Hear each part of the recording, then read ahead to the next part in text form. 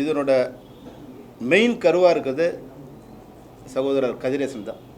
அவர் தான் முரளி சார் நல்லவர், அவரால் வந்து எக்ஸிக்யூட் பண்ண முடியல, அவர் நினைக்கிறத வந்து பண்ண முடியல. ஈவன் தோ எங்கள் மேலே வந்து ஒரு 1-to-1 இல்லைன்னு சொல்லும்போது அந்த கூட்டத்துக்கு கூட அவர் பொதுக்குழு கூட அவர் வரல. அப்போ வரலன்னா நீங்கள் ஒரு ப்ரொடியூசர் கவுன்சில் அகேன்ஸ்டாக இருக்கீங்க அப்படின்னு அவர் நிர்பந்தம் கொடுக்குறாங்க. ராதாகிருஷ்ணனும் தப்பான ஆள் கிடையாது, அவர் கொஞ்சம் முரட்டுத்தனமாக இருக்குமே தவிர அவரும் வந்து ஒரு சின்ன ப்ரொடியூசருக்கு ஏதோ பண்ணணும்னு நினைக்கிறது தான். ஆனால் இதை வந்து காயின் பண்ணுறது என்னை பொறுத்த வரைக்கும் நான் நினைக்கிற வரைக்கும் திரு கதிரேசன் தான் காயின் பண்ணுறாங்க. ஏன்னா போன முறை நாங்கள் சம்பள பேச்சுவார்த்தை நடத்தும்போது மெதுவாக இந்த மாதம் மீட்டிங் போடுவாங்க, அடுத்த மாதம் வரைக்கும் மீட்டிங் போட மாட்டாங்க, நாங்கள் 4 தடவை போயிட்டு வருவோம், அப்படி இழுத்துகிட்டே இருப்பாங்க. ஆகஸ்ட்லேயே பேசி முடிச்சிட்டோம், 22 ஆகஸ்ட்லேயே பேசி முடிச்சிட்டோம், 21 ஆகஸ்ட்லேயே பேசி முடிச்சிட்டோம். ஆனால் இழுத்துகிட்டே வராங்க டிசம்பர் வரைக்கும்.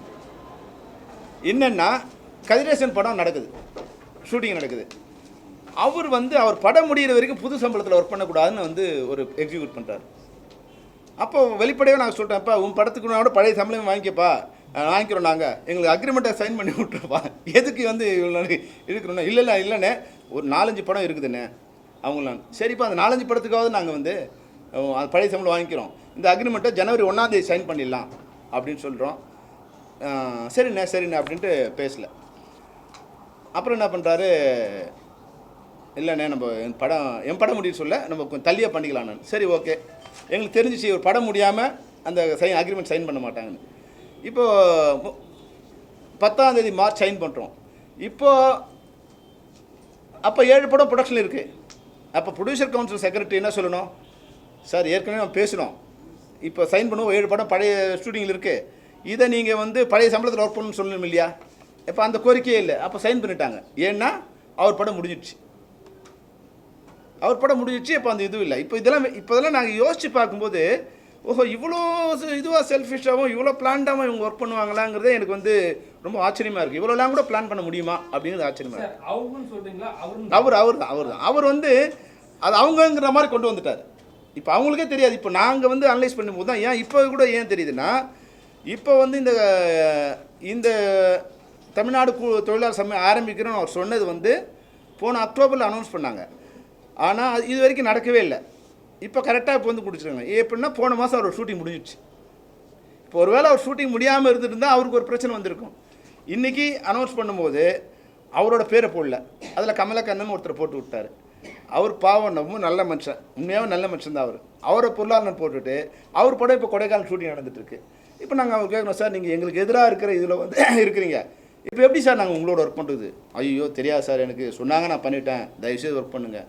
ஸோ நீங்கள் தான் நீங்களே பொருளாளர், நீங்கள் ஒரு அமைப்பை ஆரம்பிச்சிட்டிங்க, அவங்களே வச்சு ஒர்க் பண்ணுங்கள். இப்போ நாங்கள் வந்து உங்களை படம் பண்ண வேணான்னு சொல்லலை, இப்போ எங்களுக்கு நீங்கள் வேணான்னு சொல்கிறீங்க, வேணான்னு இப்போ விளம்பரம் கொடுக்குறீங்க, ஆனால் வேணும்னு இது பண்ணுறீங்களா, என்ன எப்படி அது முரண்பாடாக நாங்கள் பண்ண முடியும்? அப்போ நாங்கள் ஒரு தெளிவாக சொல்லிட்டோம், தயாரிப்பாளர் எங்களுக்கு வேணுங்க. ஏன்னா எங்ககிட்ட எந்த விதமான அக்ரிமெண்ட்டும் இல்லை, தயாரிப்பாளர் சங்கத்தோடும் இல்லை, ஆக்டிவ் ப்ரொடியூசரும் இல்லை. எங்களுக்கு யாரெல்லாம் வேணுமோ எங்ககிட்ட வந்து லெட்டர் கொடுங்க, நாங்கள் ஒர்க் பண்ணுறோம். இப்போ வந்து எங்களுக்கு லாயர் நோட்டீஸில் எங்களுக்கு வந்து நீங்கள் படத்தை நிறுத்திட்டீங்க, அது இதெல்லாம் ஏதோ லீகல் ஏதோ பொய்யோ அந்த பொய்யும் கொடுத்துருக்காங்க. அவர் clients state that Tamil Nadu Thiraippada Thozhilalar Sammelanam is an independent union started by some technicians who have grounds against your body and the same is being administrated by member of different cine craft and the same has nothing to do with our client. இதுக்கு எங்கள் client யார்? Producer council. எங்கள் கிளைண்ட்டுக்கும் இந்த அமைப்புக்கும் எந்த சம்மந்தமும் இல்லை. இது உங்கள் மேலே கோபம் இல்லை, சில சினி டெக்னீஷியன்ஸ் வந்து அவங்க ஃபார்ம் பண்ணி இதை வந்து அமைச்சிருக்காங்க, அதுக்கும் எங்களுக்கு எங்கள் சம்மந்தம் இல்லை. இதனோட தலைவர் யார்? அழகன் தமிழ்மணி. அவர் எந்த டெக்னீஷியன் எனக்கு தெரியாது. இதனோட பொருளாளர் யார்? அவர் தயாரிப்பாளர் சங்கம். அவர் வந்து கமலக்கண்ணன், அவர் ஒரு ப்ரொடியூசரு. அவர் எந்த சங்கம் எந்த டெக்னீஷியனாக இருக்கான்னு தெரியல. இதில் எல்லாருமே அவங்களோட மெம்பர்ஸ் தான். அதே மாதிரி இப்போ நம்ம சேகர் சொன்ன மாதிரி இதுவும் கொடுத்ததே வந்து ஃபார்ம் இஷ்யூ பண்ணதே அவங்க தான். ஆனால் வந்து எங்களுக்கு சம்மந்தம் இல்லைன்னு. இதுதான் என்ன நடக்கும்னா, நாளைக்கு பிரச்சனை வரும்போது இவங்களை கழட்டி விட்டுருவாங்க. இவங்களை நம்பி போனாங்க இல்லையா, இவ்வளோ நாள் 50 வருஷமாக அந்த எங்களையே நீங்கள் கழட்டி விடும்போது இன்றைக்கி வந்து ஒரு ஆத்திரத்துக்கு பண்ண இவங்களை எந்த கழட்டி விட எவ்வளோ நாள் ஆகும்? ஏற்கனவே இவங்களை நம்பி பெப்சி படைப்பாளின்னு வரும்போது படைப்பாளி ஆரம்பித்து அன்றைக்கி வந்து 2 வருஷம் இவங்களோட போராடி அதை நடத்தும்போது அவங்களுக்குள்ள காம்ப்ரமைஸ் ஆகிடுச்சு. அன்றைக்கி தயாரிப்பாளர் சங்கம் நாங்கள் ஃபெஃப்டியோட ஒர்க் பண்ணுவோம்னு அனௌன்ஸ் பண்ணாங்க. அப்போ உங்களை நம்பி 3000 பேர் இங்கே நிற்கிறான 2 வருஷமாக, இவன் நிலைமை என்ன ஆகுது? அன்றைக்கி டைரக்டர்ஸ் நாங்கள் அவங்களோட கூட இருந்ததால் அவங்கள பாதுகாத்து ஒரு சங்கத்திலையும் கொண்டு வந்து அவங்கள வந்து சேர்த்து விட்டு அவங்க வாழ்க்கையை நாங்கள் பாதுகாத்தோம். இல்லைனா அவங்க 3000 பேர் ரோட்டில் வந்திருப்பாங்க. நாங்கள் இல்லைன்னா தமிழ்நாடு திரைப்பட இயக்குனர் சங்கம் இல்லைன்னா தயாரிப்பாளர் சங்கத்தை நம்பி ஆரம்பித்த அந்த படைப்பாளி அன்றைக்கி ரோட்டுக்கு வந்திருக்கும். அது மாதிரி தான் இன்றைக்கி ஒரு ஆத்திரத்தில் ஏதோ ஒரு இதில் வந்து இந்த பிரச்சனை இப்படி கொண்டு வந்துட்டாங்கன்னா நாளைக்கு வந்து அவங்க ரோட்டில் நிற்பாங்க. ஏற்கனவே 25 வருஷம் முன்னாடி எங்களை ரோட்டில் நிறுத்தினாங்க. இன்றைக்கி இவங்க யாரை வேணாலும் பயன்படுத்திக்கலாம்னு நிலையில் இருந்தாங்கன்னா இது சரியானது இல்லை. தொழில் தர்மத்துக்கும் சரியில்லை, தர்மத்துக்கும் சரியில்லை. எங்களாலுமே யோசிச்சு பாருங்கள், இந்த 47 படங்களில் இப்போ 31 படங்கள் வேணுமா 15 படங்கள் வேணுமானுங்கிற முடிவு எடுக்க வேண்டிய கட்டாயத்தில் இப்போ நாங்கள் வந்து எங்களை நிறுத்துகிறாங்க. அப்போ நாங்கள் சொல்கிறோம், இது மாதிரி எங்களுக்கு இந்த கட்டாயத்துக்கு உங்களோட பிரச்சனை நீங்கள் தீர்த்துங்க, எங்களையே அந்த நிர்பந்தம் கொண்டு வரீங்க, நீங்களே பிடிச்சிங்க. இப்போது நீங்களா அவங்களாங்கிற இது வந்து எங்களால் சரி பண்ண முடியாது. அதை நீங்களே அப்போ அவங்களுக்கு சப்போர்ட் பண்ணாதீங்க. இதனோட ஆரிஜின் வந்து அங்கே தான். அதை சரி பண்ணால் தான் சரி பண்ண முடியும். இது எங்களால் அவங்க சண்டை போட்ட அண்ணன் தம்பிங்களை நாங்கள் போய் சேர்க்க முடியாது. மன்னும் சொல்லலாம், நாங்கள் அண்ணன் தம்பிங்க அண்ணன் சேர்ந்துக்கலாம்னு சொல்லலாம். இன்றைக்கி எப்படி சொன்னாங்களோ, என் தனுஷ் படத்துக்கு நடிகர் சங்கம் தயாரிப்பாளர் சங்கம் தானே இது, நீங்கள் யார் உள்ளே வந்ததுக்குன்னு. நாங்கள் எப்படி உள்ளே வந்தோம்? நீங்கள் தானே கடிதம் கூப்பிட்டு எங்களை உள்ளே கூப்பிட்றீங்க. அன்றைக்கி உங்களுக்கு தேவைப்படும் போது கூப்பிடுவீங்க, தேவைப்படாமல் கழட்டி விட்டுட்டு இன்றைக்கி நாங்கள் நடிகர் சங்கத்துட்டு போவீங்கன்னு சொல்லுவீங்க. அது உங்கள் விருப்பம். சார், தனுஷ் படம் வந்து ஒத்துழைப்பு கொடுக்கலாம்னு சொன்னாங்க. அது எந்த படத்துக்கு வருது சார்? வெந்து தணிந்தது காடு முதல் சார். ரெண்டாவது வந்து இப்போ வந்து மணி சார் படம் பண்ணுறாங்க இல்லைங்களா, தக் லைஃப். அது வந்து வாய்மொழியாக சொல்லிட்டாங்க. இட்லி கடைக்கு நிறுத்திட்டோம், வாய்மொழியாக கொடுத்துட்டாங்க.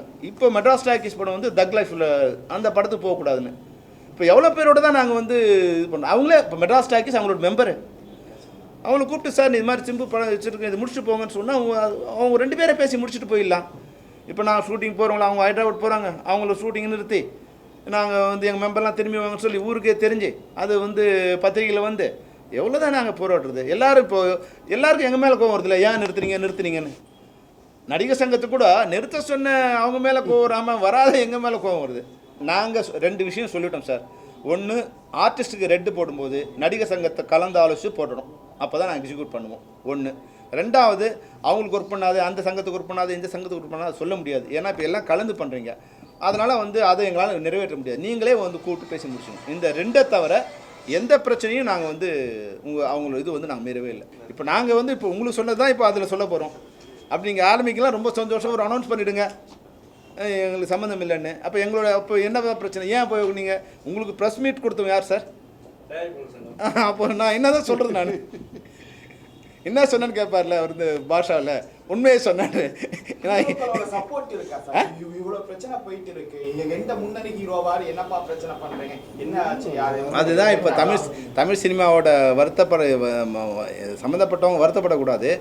ஒரு குடும்பத்தில் பிரச்சனை நடக்கும்போது என்னப்பா பிரச்சனை அப்படின்னு கேட்டால் நல்லாயிருக்கும். அடிச்சுக்கிட்டு சாப்பிட்டான்னு விட்டுட்டாங்கன்னா இது என்ன மாதிரி குடும்பம், இவங்களுக்காக இவ்வளோ நாள் நம்ம ரத்தம் சிந்தி வேலை செஞ்சோன்னு போவோம். அன்றைக்கி புரட்சித்தலைவர் எம்ஜிஆர் இருக்க வரைக்கும் சினிமாவில் என்ன நடந்தாலும் முதல்ல அவங்க செட்டில் பண்ணுவாங்க. இது ஒரு இது இருந்தது. அதுக்கப்புறமா வந்து விஜயகாந்த் சார் வந்த பிறகு என்ன பிரச்சனையாக இருந்தாலும் அது யாராக இருந்தாலும் அவருக்கு அதில் சம்மந்தம் இருக்கோ இல்லையோ அதை கூப்பிட்டு சரி பண்ணி கொஞ்சம் சரி பண்ணாங்க. அதுக்கப்புறமா வந்து இவர் வந்த பிறகு கூட யார், சரத்குமார் சார் வந்த பிறகு கூட அது கொஞ்சம் இருந்தது. அதுக்கும் அரசு தரப்பில் வந்து எங்களுக்கு எப்பவுமே வந்து எங்கள் பிரச்சனை இருந்தால் அது உடனே வந்து அது கூப்பிட்டு பெரிய பிரச்சனை வரும்போது கூட வந்து நேரடியாக மினிஸ்டர் அனுப்பிச்சிட்டார் கலைஞர். அப்போ அனுப்பிச்சு என்ன உங்கள் பிரச்சனை, பொன்முடியெலாம் நேராக அங்கே ஆஃபீஸ்க்கு வந்துட்டாங்க, என்ன பிரச்சனை வாங்க 2 பேரும் உட்காந்து பேசுவோம் அப்படின்னு உட்காந்து 2 பேரை வர வச்சு பேசினாங்க. இது வேணா இப்போ அது பிரச்சனையாக ஒன்றும் வரல, ஏதோ சின்னதாக அவங்க இருக்காங்க. இந்த முறை வந்து ஏன் அரசு கிட்ட அந்த மாதிரியான இல்லை, அது இப்போது அன்னைக்கு வரும்போது வந்து இல்லை உங்களுக்கு ஏதாவது கான்ட்ரவர்ஷியல் வேணும்னு கேட்கக்கூடாது. இல்லை இப்போ என்னென்னா சார், அன்னைக்கு வந்து இருந்த பெப்சி வேறு சார், அன்னைனா அடித்து உடச்சிருவாங்க. இன்றைக்கி நாங்கள் வந்து அமைதிப்படுத்தி வச்சுருக்கோம். அன்றைக்கி இருந்த இது வந்து என்னென்னா அவங்க எதை பற்றியும் கவலைப்பட மாட்டாங்க. இப்போ நாங்கள் அவங்களை எல்லோரும் ஜனநாயகப்படுத்தி அந்த வன்முறையெல்லாம் இருக்கக்கூடாது அப்படிங்கிறத நான் வந்து அவங்கள எல்லோரும் வந்து ஒரு அமைதிப்படுத்தி இப்போ தான் வந்து அதை ஒரு இப்போ பாருங்கள், முந்தானத்து வரைக்கும் ஆள் இல்லை, இப்போ அடுத்த லெவல் வந்துருக்கு. இப்போ ஷூட்டிங் 2-3 ஷூட்டிங்கில் போய் தள்ளுமுள் நடந்திருக்கு, அது வந்திருக்கு. இப்போ வெளியே இப்போ வீடியோ அனுப்புகிறாங்க, இப்போ இது மாதிரி வருது. நம்ம அவங்களுக்கு கூட்டு அட்வைஸ் பண்ணுறோம், இது மாதிரி எதுவும் நம்ம சைடு வரக்கூடாது, கொஞ்ச நாள் மிஸ்டேக் ஆனாலும் பரவாயில்ல, நம்ம சைடு வரக்கூடாது. அப்போ நம்ம கண்ட்ரோல் பண்ணுறோம். இதை ரப்சர் பண்ணி பெரிய விஷயம் ஆக்கிறது வந்து இது இல்லை, அவங்க நெருக்கடி கொடுக்குறது. ஆனால் வந்து இப்போ அவங்க இவரும் பேசினார் வந்து டெப்யூட்டி சிஎம் பிஏ பேசினாங்க, இது வந்து மினிஸ்டர்கிட்ட சொல்லியிருக்கோம். கூப்பிட்டு பேசுவாங்க அப்படின்னு சொல்லியிருக்காங்க. அதனால் அவங்களுக்கு போகிற அளவுக்கு இது ஏதோ இவங்களுக்குள்ளே நடந்துகிட்டே இருக்குல்ல. இது வந்து இது புதுசாக இல்லை. அன்றைக்கி பெப்சி படைப்பாளிங்கிறது வந்து ஒரு பெரிய அடித்தடி தகராறாக வந்தது. இது வந்து வழக்கமாக ஒரு 6 மாதத்துக்கு ஒரு தடவை ஒரு அறிக்கை போரா இருக்கு. அது மாதிரி அது ஒரு அக்கப்போர் நினச்சிக்கிட்டாங்க நினைக்கிறேன். ஒரு அறிக்கை விட்டுட்டு இப்போ வந்து இல்லை அப்படின்னு சொல்றது வந்து இது ஒரு மிரட்டலாக இருக்குமா பெப்சிக்கு அப்படின்றது தான். அது தயாரிப்பாளர் சங்கத்துல இருந்தா அவங்களே ஒரு பிரஸ் மீட்டை வச்சு சொல்றாங்க, நாங்க வந்து ஒரு சம்மேளனம் ஆட்டம் ஒரு பெப்சி ஆட்டம் புதுசா வந்து டெக்னீஷியன்ஸ் யூனியன் எல்லாமே டோட்டலா சேர்த்து ஆரம்பிக்கிறோம் அப்படின்னா இன்னைக்கு இல்லைன்னு சொல்லி வக்கீல் நோட்டீஸ் மூலமா சொல்றாங்கன்னும் போது முதல்ல வந்து பெப்சி மிரட்டி பார்க்கணும்னு யோசிச்சாங்களா? யாரோ ஒரு தனி நபர் அந்த மாதிரி ஆசைப்பட்டு செய்ததா? அது இல்லை, அதுதான் ஒரு திட்டமிடல் இல்லாமல் இருக்கும். இப்போ லாயர் சொல்லியிருப்பார், நீங்கள் வந்து இது மாதிரி அனௌன்ஸ் பண்ணுறது வந்து ஒரு ப்ரொடியூசரே வந்து ஆரம்பிக்கிறதுங்கிறது அவங்களுக்கு வந்து லீகலாக வந்து பாயிண்ட் கரெக்டாக இருக்கும், எங்களுக்கு சம்மந்தம் இல்லை அப்படின்னு சொல்லுங்கள் அப்படின்னு வந்து. இப்போ நாங்கள் லாயர்கிட்ட போகும்போது 2 பேரும் அடிச்சுக்கிட்டோம் அப்படின்னு வந்து ஒருத்தர் வரார் லாயர்கிட்ட. லாயர் சொல்கிறாரு, என்னை 7 இன்ச்சு நீளமுள்ள கத்தியால் உன்னை கொண்டு விடுவேன் என்று கூறிக்கொண்டே வந்தார் அப்படின்னு. அவன் சொல்கிற கிளைண்ட் சொல்கிறான், சார் அது மாதிரி சொல்லலையே, யோ உன் கேஸ் நிற்கணும்னா இப்படி தான் லாயர். அப்போ இவங்க லாயர் அட்வைஸ் பண்ணுவாங்க, நீங்கள் பண்ணதெல்லாம் தப்புங்க, அது மாதிரி பண்ணால் கேஸ் நிற்காது, இது மாதிரி பண்ணாதான். அப்போ அவர் எது சரியோ அதை எழுதுகிறாங்க இல்லையா. அப்போ அவங்க நடைமுறையில் அவங்களுக்கே வந்து அந்த நடைமுறை தவறு இருக்குங்கிறது அவங்களோட சைடில் அவங்களுக்கே தெரியுது. இப்போது நான் குற்றம் சொல்ல விரும்பலை. இப்போவும் வந்து என்னென்னா நாங்கள் ஏறக்குறைய 25 வருஷமாக வந்து தமிழ் திரைப்பட தயாரிப்பாளர் சங்கத்தோடு எனக்கு நெருங்கிய உறவு இருக்குது. ராம் முரளி சார் வந்து எனக்கு வந்து ரொம்ப ரொம்ப ரொம்ப இணக்கமான நாள். அவருக்காக பல விஷயங்கள் நாங்கள் அட்ஜஸ்ட் பண்ணி பண்ணுவோம். ராதாகிருஷ்ணன் அதுக்கு முன்னாடியிருந்தே தெரியும், அவர் உண்மையாகவே வந்து ஒரு பெரிய இதுவும் இல்லை, தப்பான ஆள் இல்லை. கொஞ்சம் பண்ணணும் வந்து சின்ன ப்ரொடியூசர் ஏதாவது பண்ணணும்னு நினைக்கிறாரு. அது ஏதாவது என்ன பண்ணணும்னு அது தெரிஞ்சு அது இணைந்து பண்ணால் நிச்சயமாக ஒரு நல்ல இது பண்ணலாம். அது எங்களை பகைச்சிக்கிறதால நிச்சயமாக, அதாவது எங்களுங்கிறது நான் சொல்கிறது தொழிலாளர்களை பகைச்சிக்கிறதால அவங்களுக்கு எந்த நன்மையும் இல்லை.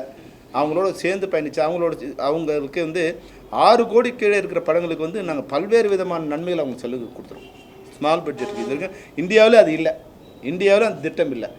அப்போது அதை சரி பண்ணி கொடுக்கணும்னா நாங்கள் எவ்வளோ கஷ்டப்பட்டுருக்கணும். எங்களோட மெம்பர்ஸை வந்து இதெல்லாம் பண்ணலாம். சண்டேயில் ஒர்க் பண்ணால் கூட நம்ம வந்து வெளியே போனால் டபுள் பேட்டா வாங்கிட்டு இருந்தோம், நம்ம சிங்கிள் பேட்டா வாங்கிக்கலாம். இதெல்லாம் சொல்லி நம்ம சின்ன ப்ரொடியூசர் பாவம் பண்ண முடியாது, இதையெல்லாம் சொல்லி அவங்க கன்வின்ஸ் பண்ணுறோம் இல்லையா. அது எவ்வளோ கஷ்டமான வேலை. புதுசாக வாங்கி கொடுக்காமல் இருந்தால் பரவாயில்ல, இருக்கிறத குறைக்கிறதான்னு சொன்னால் என்ன எப்படி பார்ப்பாங்க. ஆனாலும் இந்த படம்லாம் நல்லா இருக்கணும் அப்படின்னு வந்து அவங்களை கன்வின்ஸ் பண்ணுறோம். சின்ன நீங்கள் இவ்வளோ வருத்தப்பட்டீங்க, நிறைய ஆக்டர்ஸ் எனக்கு ஹெல்ப்பே பண்ண மாட்டாங்கன்ட்டு. இங்கே ரஜினிகாந்த் உச்சபட்ச நடிகர்லாம் இருக்காங்க. அட்லீஸ்ட் நீங்கள் இன்ஃபார்ம் பண்ணி உங்கள் சங்கத்தோட போய் அவர்கிட்ட கேட்டிங்கன்னா, அவங்ககிட்ட போய் கேட்டிங்கன்னா ஏதாவது நல்லது நடக்கும்ல. நீங்கள் அப்ரோச் பண்ணாமல் அவங்க கிட்டே வர மாட்டாங்க. இதை அப்ரோச் பண்ணீங்களா அவங்க சைடில் ஏதாவது பண்ணுற வேலையாகிட்டு? இப்போ இல்லை சார், என்னன்னா இப்போ கேட்டால் தான் நம்ம ஹெல்ப் பண்ணுவாங்க. அது கரெக்டு, நீங்கள் சொல்கிறது கரெக்டு. நம்ம முதல்ல வந்து அரசுக்கு கடிதம் கொடுத்துருக்கோம். நீங்கள் சொல்கிற மாதிரி கூட பேசலாம். இப்போ வந்து நமக்கு எதுக்கு நம்ம நினைக்கலாம். இப்போது முன்ன மாதிரி வந்து இது ஒரு குடும்பமாக இருந்த இது இல்லை, ஒரு அலுஃபா எல்லாமே கார்ப்பரேட் ஆகிட்டாங்க. அதனால் வந்து அவங்களுக்கு சரியாக வருமா, அவங்க நம்மளை இதை கன்சல்ட் பண்ணுவாங்க, 2 பேரோட சண்டை நம்ம என்ன பண்ணுறது அப்படின்னு நினைப்பாங்களா அப்படின்லாம் எங்களால் இது பண்ண முடியல. அப்போது அவங்களுக்கு ஒரு நிர்பந்தத்தையோ இல்லை ஒரு எம்ப்ராஸ்மெண்ட்டையோ கொடுக்க விருப்பம் இல்லை எங்களுக்கு. அவங்களே வந்து என்ன பிரச்சனை கேட்டால் நாங்கள் எல்லாருக்கும் அவங்களும் எல்லாருக்கும் தெரிஞ்சவங்க தான், நாங்களும் அவங்களுக்கு தெரிஞ்சவங்க தான். என்ன அவங்க பிரச்சனை ஏன் அப்படின்னு கூப்பிட்டு அவங்களா பேசலாம். இப்போ நம்ம போய் பேசும்போது அவங்க வந்து அவங்களுக்கு ஒரு எம்ப்ராஸ்மெண்ட் கொடுத்து நம்ம சொல்லி அதை அவங்களால பண்ண முடியலன்னா ஒரு எம்ப்ராஸ்மெண்ட் இருக்கும். அது நாங்கள் அது வேண்டாம்னு நினைக்கிறோம்.